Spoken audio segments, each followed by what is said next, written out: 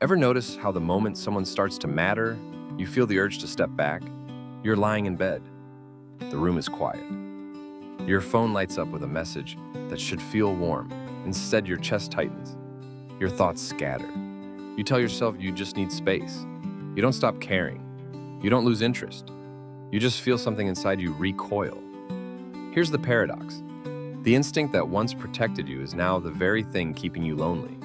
The distance that once preserved your sense of self now prevents intimacy from reaching you. You learn to pull away not because you're broken, but because closeness once came with a cost. Psychology has a name for this pattern, but it lives deeper than a label. Often it begins with emotional neglect schemas, not obvious abandonment, not chaos, but environments where your feelings weren't met, mirrored, or made safe, so you adapted. Many people who pull away were quietly parentified.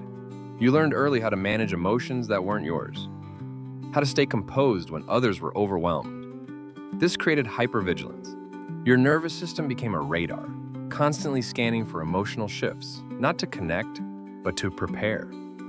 Over time, this reshaped your attachment system, often toward avoidant or fearful avoidant attachment. Closeness didn't feel soothing, it felt consuming. Your default mode network stays active, replaying interactions, anticipating demands, preemptively withdrawing. Your body learned that distance equals control.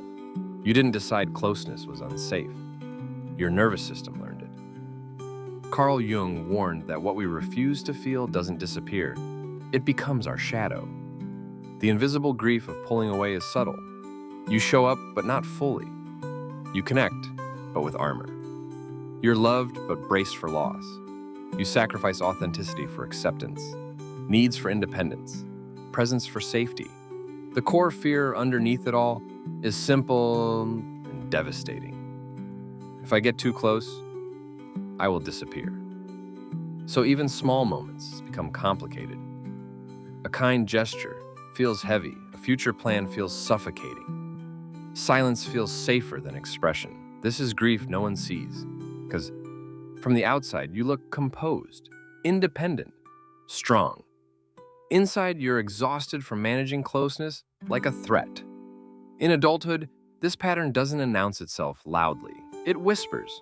You might pull away right after emotional breakthroughs, feel suffocated in healthy relationships, crave intimacy but resent dependence, overvalue independence while feeling lonely, struggle to name or ask for needs, minimize your feelings until they disappear.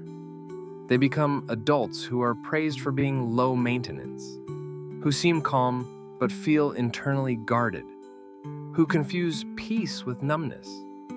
These are not personality traits, they are coping mechanisms.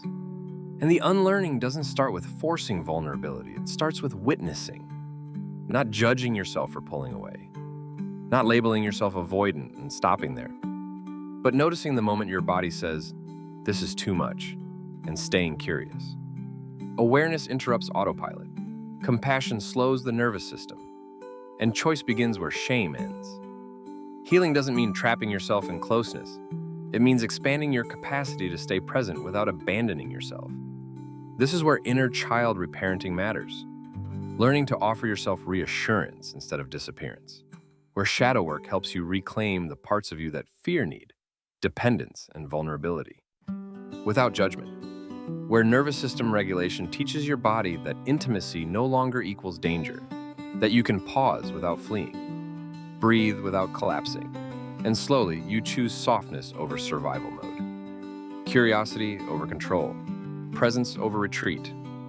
Rainer Maria Rilke once wrote, "Let everything happen to you, beauty and terror. Just keep going.